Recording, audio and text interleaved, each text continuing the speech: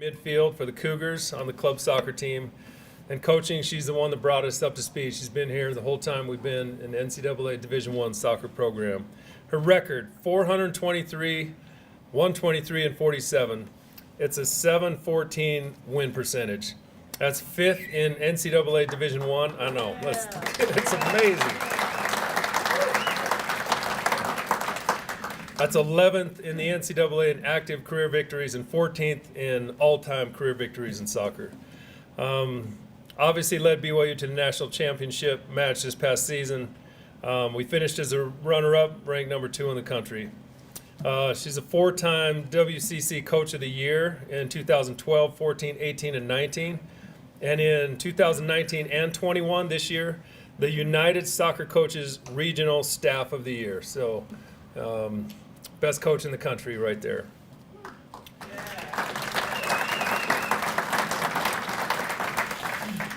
These are amazing stats. Qualified for the NCAA tournament in 21 of 26 seasons, advanced to the Sweet 16 7 times and to the Elite 8 4 times, won conference championships in 17 of her 26 seasons, finished with a winning record of 24 of 26 seasons, third coach in NCAA history to start a program and win 300 games while there.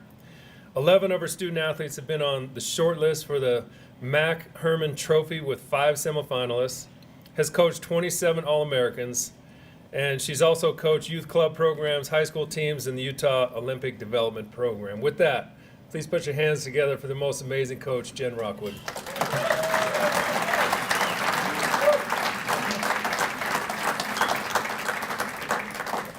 Wow, Chad, I don't know what to say after that. It means I've been here a really long time. I guess if you play enough games, you win a few.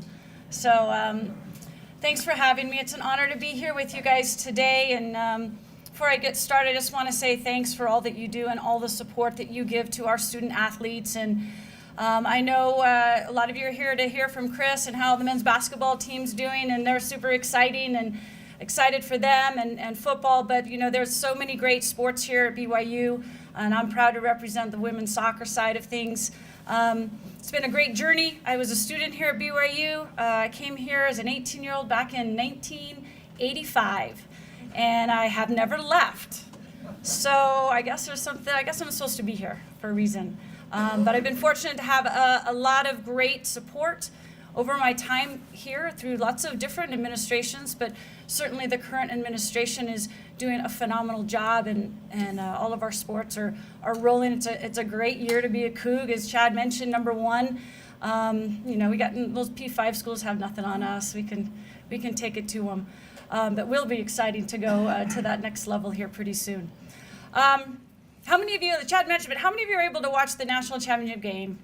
Don't worry, I won't get mad if you didn't, but awesome. Thank you so much for watching that. I want to tell you a little story that some people might not know, but this was the first national championship game ever to be played on a Monday night. Because the existence of the NCAA Women's National Championship game is on Sunday. And back in 1998, it was our 3rd year in the NCAA, and we got selected to go to the NCAA tournament. We went 22-1 in our 2nd season and didn't get selected. We were a new team, and I think people didn't know much about us, but the next year we did. We got selected to the NCAA tournament. Well, it obviously came up that BYU won't play in a national championship game if it's on a Sunday. And at that time, the NCAA actually contacted BYU and our athletic administration and said that we were not going to be able to participate in the NCAA tournament anymore unless we chose to play on a Sunday, if we were to someday get to that spot. They actually got really close to banning us from the NCAA tournament. BYU lawyers got involved, obviously, with the NCAA. But it wasn't until a couple of parents of some of the girls that I coached at that time, who were lawyers from pretty good legal firms in the area, offered to represent every individual player on our team pro bono to go against the NCAA if they were to try and kick us out of the NCAA tournament. So with a potential of 25 discriminatory lawsuits coming up against them, we were allowed to continue to play in the NCAAs and have gone since many times, but never until this very year actually made them change the national championship game to a Monday night. So this is something we've been trying to do for 27 years, and that was one of the great things that we did. So thanks for watching on a Monday night. I think ESPN had such, of course, Cougar Nation, of course, watches us from all over, and so I think they were surprised by the ratings that they received. So actually, I leave for our convention tomorrow, and we'll be continuing to push for a national championship game on Monday, because I think it's best for not just us, but for the sport in general. So we hope to take away that Sunday game. So we're excited about that. But that was obviously a culmination to a phenomenal season with some amazing young women that each and every year I get a chance to recruit and bring to BYU and hang out with them every day and see them grow and develop and lead this team to great things.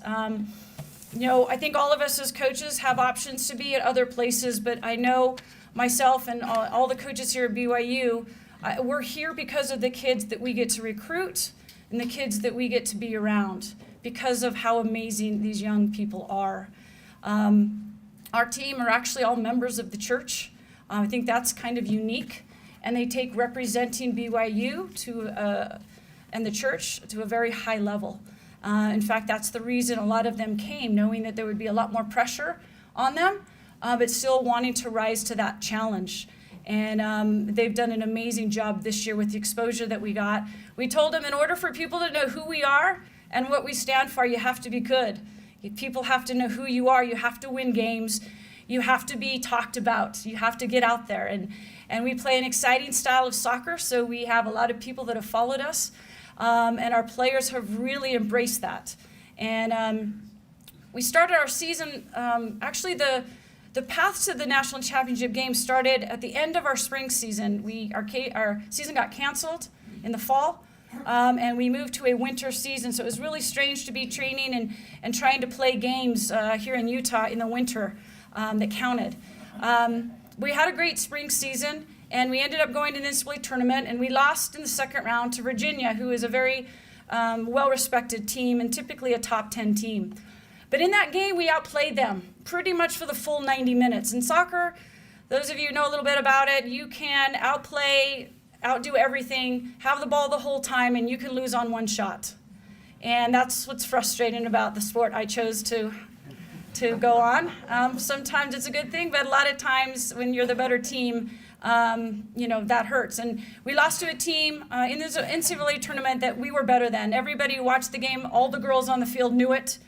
And that really set in motivation their path to preparing for this season. Virginia went on, lost to the eventual national champion, but we knew that there was more in us.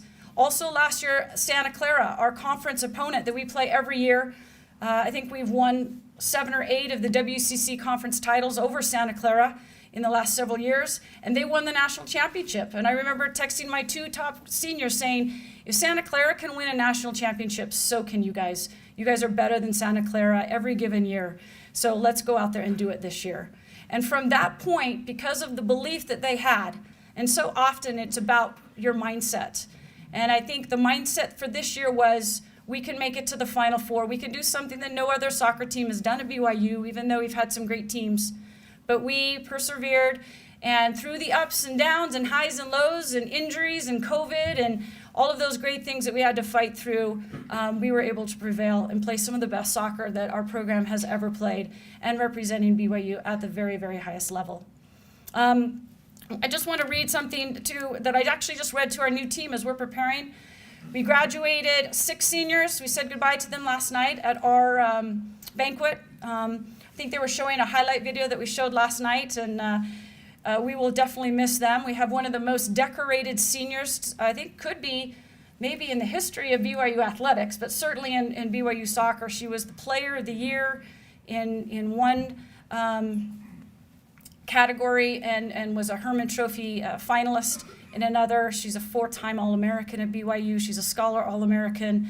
and definitely one of the best players in the country, going on to play for the Orlando Pride. But without some of those leaders now, as we start a new season preparing for this next year, reminding some of our new players that, here we start over and we find a new identity, a new team, and new leaders. And I think this applies to everything that we do. And I read this quote to the girls as we start thinking about that. And I think you can think teams as part of, whether it's your team or your family or your business or whoever you're working with. I think this statement holds true. Teams rise and fall on culture, on leadership, on relationships, on attitude and effort. Great teams have a great culture driven by great leadership. Relationships are meaningful and teammates are connected. The collective attitude is positive and everyone on the team works hard to accomplish their mission. And so much of what we do is asking our players to give everything they have, but to also give everything they have to their teammates and to be all in for their team. And I think part of that goes along with what we do is we're trying to serve. We're trying to serve one another in all that we do, whether it's in our family, in our neighborhoods, in our wards, in our community. And that's what great teams do, is they serve each other, they care for one another. It's amazing as coaches, we get the opportunity to see the ups and downs. A lot of times you just watch these kids compete out on the court, but we get to see their frustrations and some of the disappointments and the injuries, and they're not playing and they're not starting, and now they're working for a starting job, and all the ups and downs, and how we all have to support each other when times get hard. And I think that's the one thing that I learned this year, is that we are all better when we surround ourselves with people who are willing and wanting to be there for our best interests and to serve each other and to collectively be the best that we can be as an individual, and that tends to lead to a group. And I just feel blessed to work with an amazing group of young women who have chosen to do that. Not only do they have tremendous abilities on the competition, as they've proven to play at the highest level. We thought it was funny, Florida State was full of international players, and we had 9 of our 11 starters here from Utah. So they had a very international roster, and we had some Mormon girls from Utah County playing against them. It was kind of fun. But again, just some amazing young women. I hope that when the fall comes around next season, you'll come out and cheer them on. And they just do a phenomenal job of representing, like I said, BYU, representing what you all stand for in the church. And we love doing it. So thanks again for everything that you do, for the opportunity you give me to be here, the opportunity you give our athletes to do and fulfill their dream, and serve each other and learn and grow and go out and serve as they have learned here at BYU. So thanks again. Go Cougs.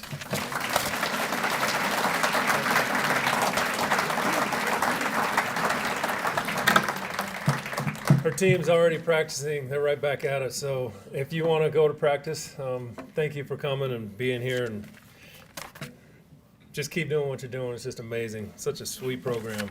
She's going to be in the bobsled in the Winter Olympics next month? Definitely. She'll be in Beijing, right? You're in the bobsled? That's what I thought. Feel the rhythm. Feel the rhyme. Come on, baby. It's bobsled time. Good question. Okay. Thank you. Chris Burgess. Did you guys stay up Saturday night and watch us beat San Francisco? It was so sweet. Well, it was amazing. Great gutty win from our team. So let me introduce Chris, and then he'll be happy to talk and take your questions. And incredible guy, one of the top recruits when he came out of high school, one of the top players in the country. And he ended up playing 11 seasons professionally in Turkey, Australia, the Philippines, South Korea, Egypt, Ukraine, Puerto Rico, Poland, and the United Arab Emirates. And he speaks all of those languages fluently. He played his freshman and sophomore seasons for Mike Krzyzewski at Duke, where he helped the Blue Devils earn the #1 ranking each year and reach the Elite Eight in '98 and NCAA championship in '99. His experience, he's now at BYU, but before he was at Utah Valley, coached with Mark Pope. He's been at Indian Hills Community College, Salt Lake Community College. He also coached at Utah.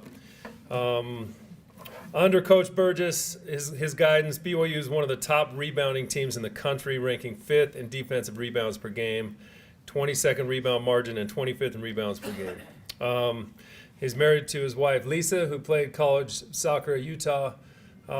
He's an incredible person. He's super active, healthy, strong. Like I've seen him in the gym doing CrossFit. He and his wife, they're beasts. I'm not messing with them at all. I can't wait to hear what he has to say about that San Francisco game and everything else. And I will say this about he and his staff. I just think it's incredible when Coach Pope was hired, he used one word in his press conference that you'll remember. He said, "We're going to be relentless." It doesn't matter what time of day or night or morning or any time you go into the basketball practice facility, Chris Burgess and the other assistants are there and they're pounding it. It's amazing how hard they work. They've taken that word relentless and they've poured gas and lit it on fire. It's really incredible. So with that, Chris Burgess.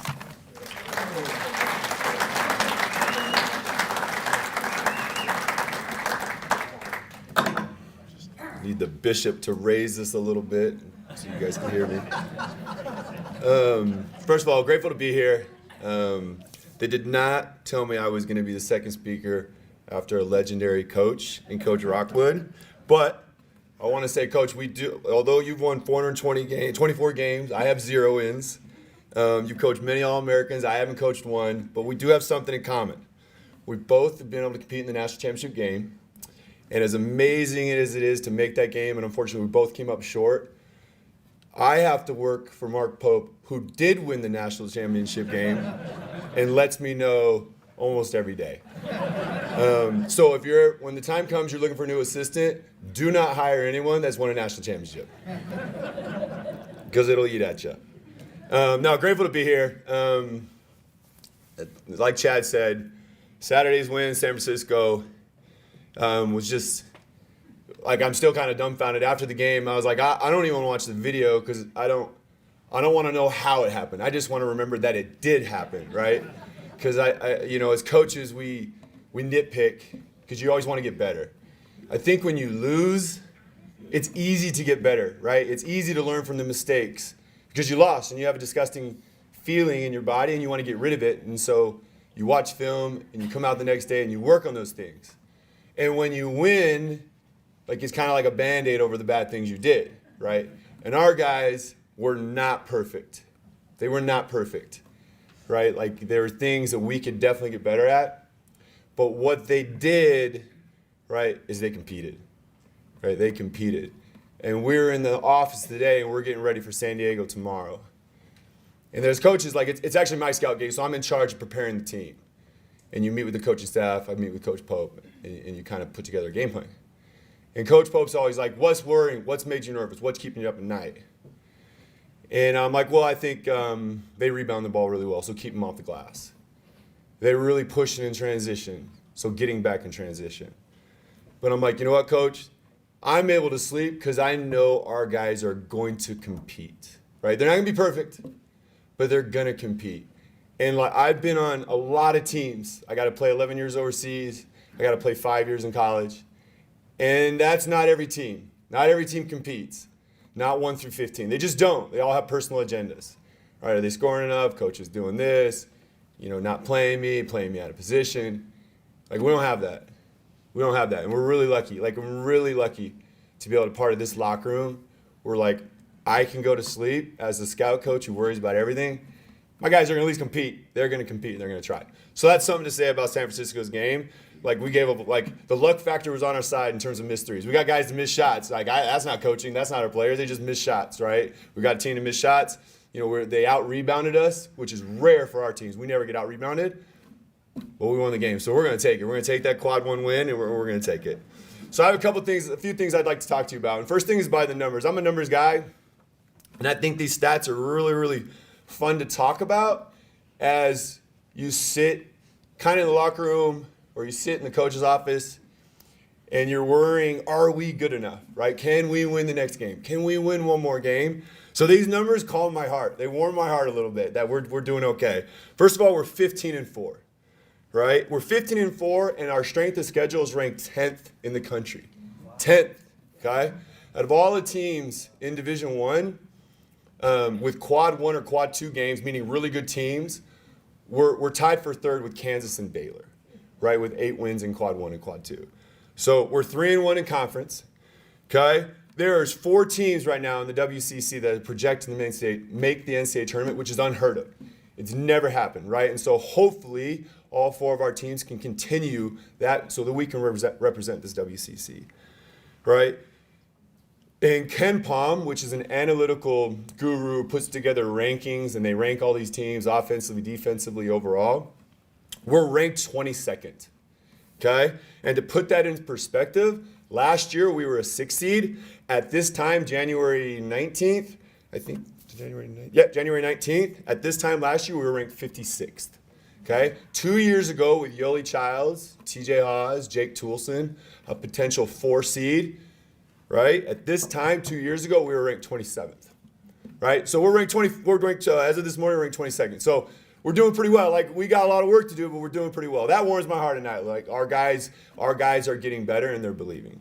Okay? The net ranking, which is what the NCAA uses to determine seeds and NCAA tournament bursts and all those different things. Okay? Right now we're ranked 27th. And this time last year we were ranked 32nd. And 2 seasons ago we were ranked 33rd. So we're a little bit ahead of the curve and we still have work to do. So those numbers again make you feel good, but they don't mean anything, but they make you feel like you're doing something right. Okay? As you guys know, this team has had some major adversity. Every college athletics team goes through adversity. They just do, right? And what you guys see is we lost Richard Harvard, right, our starting 5th-year center, to a cardiovascular issue. And then we lose Gavin Baxter. And I'm going to get a little emotional because I love the kid. But we lost Gavin Baxter, right? And what's hard about that, you guys see the injuries, but what's really hard about it is they were our voices. They were our communicators. In practice, like, I'm a big guy. You have to be the loudest guy on the floor because you're behind everyone. You see everything, right? So you have to be the loudest guy. Gavin and Richard embodied that more than anyone I've been around. And we lost them. So now, who are our bigs? 2 freshmen, my African connection, right? They're learning, right? They're learning how to communicate. They're learning to talk like a pro. And that's really hard, guys. It's really hard. It's to the point where I honestly make them stand on the desk and yell ball screen as loud as they can. Like, get it out of your system. Talk now. Because you're eventually going to talk in 2 years. Talk right now. Just get out the way. Because you guys just got thrown into the fire. Right? So we've been with some adversity losing Gavin and Richard. And then we're asking all of our guys, some of our guys, to play out of position. We're asking Caleb Lohner, who we recruited as a 4 and a 3-man, hey, Caleb, you got to play the 5. Those are the breaks. You got to play the 5. We're asking Seneca Knight, who played the 2 and 3 at LSU and San Jose State, we're asking him to play the 4. We're asking Gideon George, who was starting at the 3 most of last season and the beginning of the season, we're asking him to come off the bench and play the 4. So everyone, again, it goes back to this best locker in America, and it goes back to this, like, buying in and coaching great kids and competing. What do you need? They're all in. I can do it. We can do it. Caleb, I know you're 6'8", and you've never played the 5 in your life. I need you to guard this 7'1" guy, 7-footer that's actually, by the way, he's going to be the player of the year at Gonzaga. I need you to guard him, right? And it's like, no problem. And then you're asking freshmen, you guys know this Atiki Ali. Atiki has only played 28 games prior to this season, 28 total games in his life, okay? It's pretty amazing, right? I'm asking him to come off the bench and have valuable minutes. In St. Mary's, he had 3 blocks, big-time rebounds, scoring over a senior all-conference guy in Toss. And then you're asking Foose, who, you know what I mean, like, he's 6'6". He's 6'6". You're asking him to start at the center. And what those 2 kids, my African connection guys in San Francisco, they got to go against number 25, Masalski, is a 6-year, 25-year-old center. And then they had to go against the other guy was Patrick Tape, a 6-year Duke transfer, Columbia transfer senior. And they took it to him. Man, did they take it to him. Right? The one the foul you remember on the free throw line, Atiki just shoved him and got the foul. I loved it. I loved it. Now, I was pissed at the time, but after watching, I was like, that dude set the tone, right? So it's really special. It's really special to me. Obviously, I'm fortunate to be able to coach those guys. My bigs, we have this skill development every practice, and it started with like 6 of us. I'm down to 2, right? So they're getting a lot of time with me, okay? So that like, again, that goes back to, I can go to sleep at night knowing my guys are going to compete. My guys are going to compete, and I'm really lucky to have those 2 kids, and I'm really lucky to be able to work with Caleb as well, because we're asking him to do a lot of things he's never done before, okay? I want to talk about this phrase we have as a team. And we got it from the Sacramento Kings. So we were talking to the Sacramento Kings, analytical. Coach Pope's a really analytical guy. He loves the numbers. And so because I've worked with him 7 years, I've become a numbers guy and an analytical guy. And I think the analytics can give you a little slice of how your team's doing or what you should do. So we were talking with the Sacramento Kings about what are you guys looking for offensively or defensively? Like, what are you guys? And they go, it's pretty simple. We're looking for more shots and better shots on the offensive end. And on the defensive end, we're looking to give up less shots, and we're looking to force worse shots. And so Pope goes, I love that. And then we meet as a staff. He's like, all right, creative coaches are great coaches. We got to come up with the saying that embodies this more, better, less, worse. So we were brainstorming. You guys would have thought we were a marketing team. And like, I am not a creative person. Like, I'm very, right, black and white. So we're like 24 hours later, 48 hours later, we thought we came up with some genius ideas. Pope came in, wrote on the board, was like, Mo better, less worse. Mo better, less worse. So that's been our slogan kind of this year, is so I'm going to talk about offensively, I'm going to repeat it. We want more shots, and we want better shots. How do you get more shots? Offensive rebounding. That's one way to get more shots. Okay? Well, this year, we're 42nd in the country in offensive rebounding. So we're getting more shots. Okay? We want better shots. You want threes and layups. You don't want long twos. Those are the least efficient shots, right? So we're shooting, I think we're top 70 right now in threes, and we're doing a good job finishing the rim. So we're getting better shots. Okay? Defensively, this is where I take a lot of pride in. Defensively, you want to give up less shots, and you want to give up worse shots.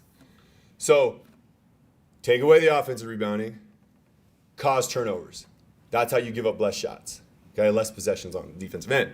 So this is our stats. We're top 40 in the country in defensive rebounding. So we're giving up less shots. We're not letting them crash the offensive glass, except for Saturday. Okay, we're giving up less shots. We're top 40 in the country, which means they're getting no second chance points. And then our shot quality, so we're trying to force them into worse shots. Our shot quality, we're ranked 5th in the country in giving up long twos. That's where we want to live. We want to give up long twos. And we're ranked 9th in the country at defending the three-point line. So Mo better, less worse. When you guys are watching the game, write that down, see if we're doing it. If you have any issues, take it with Coach Pope. Don't take it with me. Okay? So Mo better, less worse. Goals, you guys, like we obviously have goals for the rest of the season. Like these Zags are really good. Like they're really good. They expose you. They expose you in ways that like you didn't know you could be exposed. And we want to win this WCC. We want either the tournament or the regular season, and we believe it. My head coach believes it. He would fire me if I didn't. Right? We believe we can do it. And we got a lot of work to do. And I can't wait for those dudes to come in here in Provo. I'm excited about that. But we got to take care of business. It starts kind of tomorrow, and obviously it continues tomorrow, and it continues Saturday. But if we can do that, that's something super special. We want to make the NCAA tournament. We want to make it again for the third straight year. I'm going to count COVID, even though it's not on our banner, but I'm going to count it. We want to make the NCAA tournament. We don't really want to make it. You guys just don't want us to make it. We want to win some games. Like, we want to win some games. I was very fortunate as a player playing the national championship and get to the Elite Eight. 3 of my 4 years, I lost in the national championship. My senior year, we lost to Indiana, who lost in the national championship. So I always got knocked out by the best team. And I want to make a deep run. It's something I get to hold on to forever as a player. I get to tell my kids about it. I have a son now who's 10. He's 10. And he's really into it. And he's blown away with that I got to play in March Madness, and he's blown away that I got to play in the national championship. And it's something I take a lot of pride in. And I want our players to feel that. I want players to feel what I got to feel as a player. I was really lucky. I want them to feel it. So we don't want to just make the NCAA tournament. We want to just go and yay, we made the first round. No, we want to win some games. We want to win some games. We want to make a deep run. No, I believe we can do it. I believe we can do it. So how do you accomplish these goals? One day at a time. Get better every day. I always tell people when they ask me, whether it's recruiting or people want to know about Mark Pope, I say, I want you to Google the word Kaizen. Just Google it. That's Coach Pope. He's always trying to find ways to get better. That's how you do it. That's how you make the NCAA tournament. Whether you lose to the Zags by 72 or you beat San Francisco 2 nights later, you can get better every day. That's how you do it. So I appreciate you guys. I really do. I'm really grateful to be here. I can answer any questions. There's certain things I can't talk about, but I will answer any questions that you guys have. Yep, I got some time, and then I'll turn it back over to Chad. Yeah. Were you surprised that BYU didn't drive to the basket? And what type of defense did you have set up? No, I actually wasn't. So BYU is one of the he's on draft boards, NBA draft boards. He's a premier guard in this country, not just the WCC. And what he's really good at, late in the clock, whether it's halftime, shot clock, or game, he loves his step back going left 3. So I had Tijon on him. I think Tijon's one of our best on-ball defenders because he has a knack of where the guys are going, but he also has great ball pressure. I was afraid if I put anyone else on him, they would give him too much space, and he would feel comfortable shooting that step back. I had Tijon on him, and I was not surprised, to answer your question. I'm grateful that he missed it. I will say that. Yeah. First of all, congratulations on the huge San Francisco win. Thank you. The other thing is this year, probably more than any other year in my memory, this team grinds. Yeah. Grinds. And I'm wondering, Barcelo isn't going to be here much longer. Yeah. Well, we're gonna talk to the NCAA and see if we can fix that. And when he is not here, I guess my question about grinding is, the team seems to take a lot of leadership from him. Yeah. Can we look forward in the future to the same kind of team Yeah. that will grind without a leader like Barcelo is? Yeah, I mean, I don't think winning's by accident. Like, I just don't. Like, when TJ, Jake, and Yoli left, we're in the office like, what are we going to do? And guess what? We had Alex right there and didn't realize what you're saying is a grinder. Someone's going to step up. It's just what we do, right? We're going to have another guy like that. That's just what players do. There's an opportunity that's going to come about. A season is a lifetime, right? And once that season's over, you got a whole new team. And that's not going to be an issue for us at all. We're really comfortable with the recruits we have coming in, the players we have coming back, and the head coach who's leading this program. Yeah. Are you the one who got a technical at San Francisco? No. No. So I'm actually the scout coach, which means I have to stay locked in on like what the other coach is calling, and then yelling to my team, and then I've got to stay locked in on matchups. And I about lost my mind on the 2 individuals sitting next to me who both got it. Because as a scout coach, you watch 1,000 hours. So let me tell you this. When you're watching the game, I want you to look at one of the assistants who's always like this or looked over. That's the scout coach, right?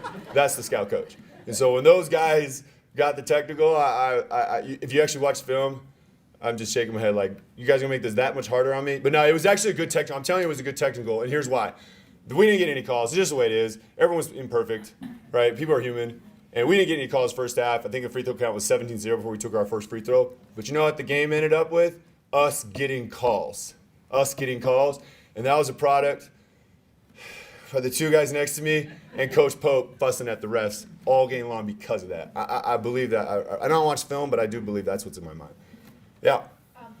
Kind of on the same subject with scout coaches, do you 3 assistants rotate it, or how do you decide Yeah. who's going to be the scout? That's a good question. So we look at the schedule when we get it, and we like to go every 3rd game.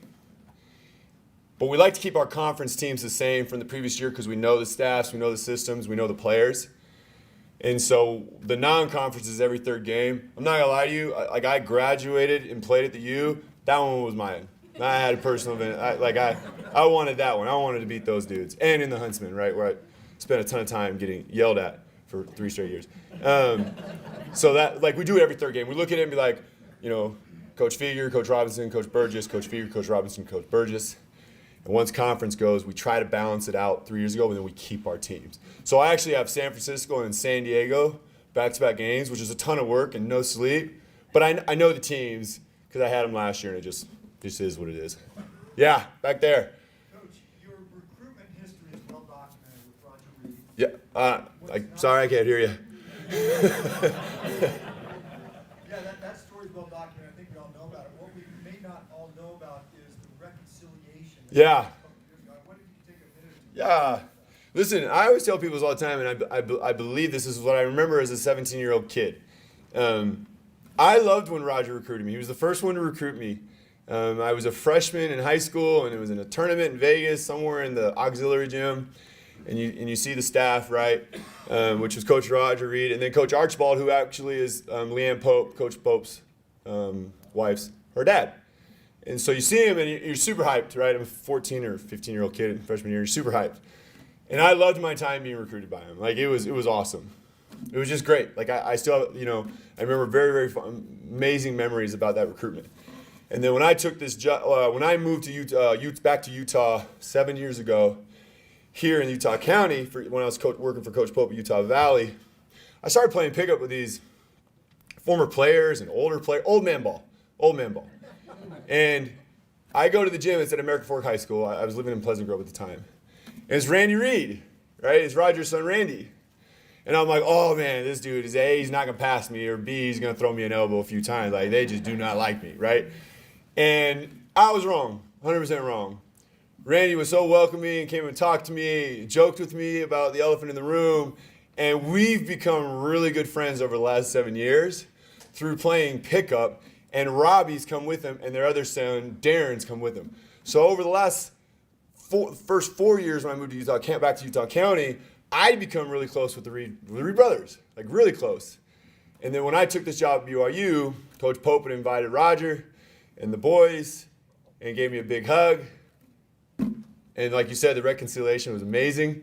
And I couldn't be happier about kind of this full circle with the Reed family, because it was not a fun 20 years when you Google my name and that's the first thing that comes up. It was not fun, right? Especially because my relationship with him when I was 17 years old and the tremendous amount of respect I had for him, but the public was seeing something different.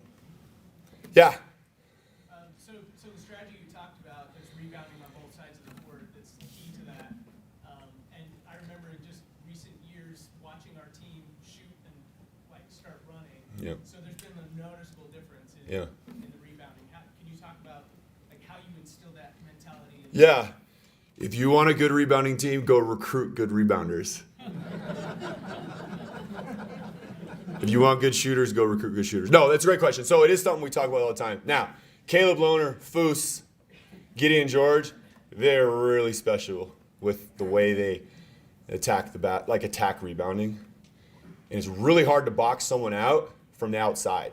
So Caleb, with the offense we run, kind of that 5-out motion, ball screen continuity, and Gideon are running in from the outside in. As a player, a lazy player is not going to do it. He's going to get back. We've had players like that before, but those three guys really, really crash. And Atigi's coming. He might not grab it, but he's gonna foul somebody. He's gonna try to go get it. But that's it. We talk about it every day, because, like you said, more better, less worse, more shots. And then we try to get those guys that are great rebounders to buy in on how special it is, because there are players in the NBA making hundreds of millions of dollars, and all they do is rebound. Where when I was growing up, it was like, you better score to make the league. Man, if I'd have known I just had to go grab 15 rebounds a game, I think your mentality is different. So we're changing the mentality in terms of hey, we want you to do this, function in the offense, but dudes get paid to rebound. I think there was a huge article on Kawhi Leonard, and he would talk about every time San Diego State he'd get a rebound, and he would always yell, board man gets paid, right? The guy who rebounds gets paid. He's made pretty good money, so he was right. Yeah. Can you comment a little bit about your two freshmen and the fact that they're both Muslim, I believe, and also their language skills and issues about that? So my time overseas has prepared me for this, because I played with guys who didn't speak English, and great English. They spoke English, and I had to learn how to communicate with broken English or little English in a way that has prepared me to coach these guys as they grow in this English vocabulary. I can't say basketball jargon the way I can with Caleb and Alex Barcel. I can't. Because if I say, for example, I always make a joke when our bigs are shooting the ball, I'll be like, and they're missing it, I'll be like, hey guys, feel free to mix and a make. Just mix and a make. Foos has no idea what that means. What do you mix and a make? Like, I understand mix is this. Where I'm just saying, not just hey, make one every now and again. So I can't use basketball like our normal jargon around them, right? And so, and the other thing I did, I spent 3 years in Turkey, and I spent 2 years in Dubai, Abu Dhabi, which is 99 to 100% Muslim. So I understand Islam. I was around it. I was around it a ton. I understand the similarities with Mormonism, and I understand how they think, what Allah and God means to them. I understand like the prayers and the respect that that you need to have towards it, and I understand how important it is to talk to them about their religion, because they're all alone. There's not a lot of Muslims here. It's the same way I was all alone in Turkey, Istanbul, as the only Mormon from here to maybe Ukraine, right? And so I understand it. So I felt super prepared to coach these guys as they're learning the English language, because I had been overseas for 9 of my 11 years with no English speaking. Yeah. Coach, can you tell us what the specific roles that each of you as assistant coaches have? Yeah, so when we play great defense, I'm in charge of the defense. I don't know who was in charge of Gonzaga, but that was not me. Coach Pope and Coach Feger, they run the offense. They're in charge of the offense. Like that's their jobs. All of us recruit. There's nothing regionally. There's nothing like that. We recruit. We find a good player, we recruit a good player. The portal's open, we recruit kids at the portal. Everyone, that's the same. Coach Robinson and I run the defense. Again, not the Gonzaga game. That was Coach Robinson. So we run the defense. So we're in charge of, different schemes, ball screen coverages, different things like that. Each of us has a responsibility, or we're liaisons for certain individuals within the program. So who's the liaison with the trainer? Who's the liaison for the strength coach? Who's the liaison with alumni, right? And so there's different roles that we have there. But we all kind of carry the same responsibilities and weights. But I will say that I'm more defensive side with Coach Robinson and Coach Pope and Coach Feger. Let's face it, Coach Pope is in charge of the offense. So yeah. So from kind of a strategic planning perspective, when you're going from one game to the next game, Yeah. I know sometimes you get a practice or two, sometimes you might get 3, 4, 5 or more. What's the timeline on how much time you spend on game film and feedback for Yeah. the last game, and then you switch over to actually preparing for the next game? It's like a mixed bag of a little of everything. So I'll give you last week. So Monday we play Thursday Gonzaga on the road, and so Monday, Tuesday, Wednesday, we're doing the defensive side of it. We're spending 85% on how we're going to guard the Zags and what plays they run. And then the other percent, we're going to talk about the Saturday team without talking about the Saturday team. So we'll run their plays, but we won't actually tell them it's San Francisco. But it's what we do. Now defensively, so now that's attacking defensively. Attacking offensively, all Monday, Tuesday, Wednesday, how are the Zags guarding, post, ball screens, transition, and it's completely dedicated. We're not even worrying about Saturday's game. So I actually, like I said, I had Saturday's San Francisco game. So I'm preparing thousands and thousands of hours worth of film and trying to cut it down to one day, because it's my job to be able to know everything, and then my job is then to figure out how Coach Pope and the rest of the staff and I can figure out how to condense this game plan to not make our guys feel paralyzed. So we'll spend all day Friday watching film. We're not worried about the Zags. The game is completely dedicated to San Francisco.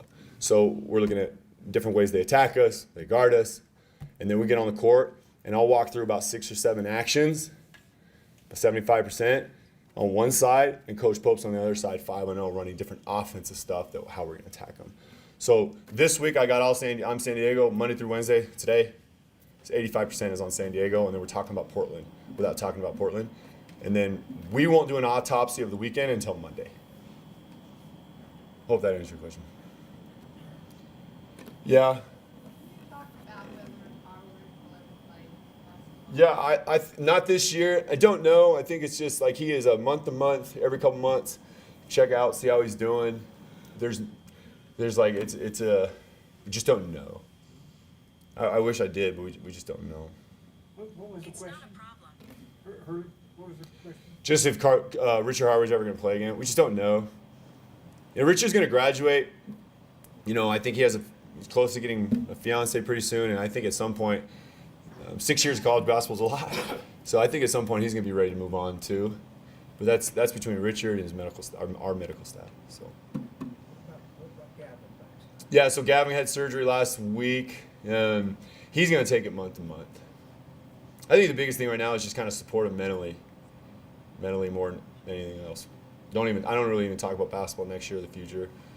Don't even talk about that. I think it's, Gav's been through this before, so I don't know what Gav's going to do. But right now, he just wants to get healthy. And he has a fiance. He got engaged a month ago, and he's getting married. So he's got way more important things. Well, I appreciate you guys' time. Thank you. I'll turn it back to Chad.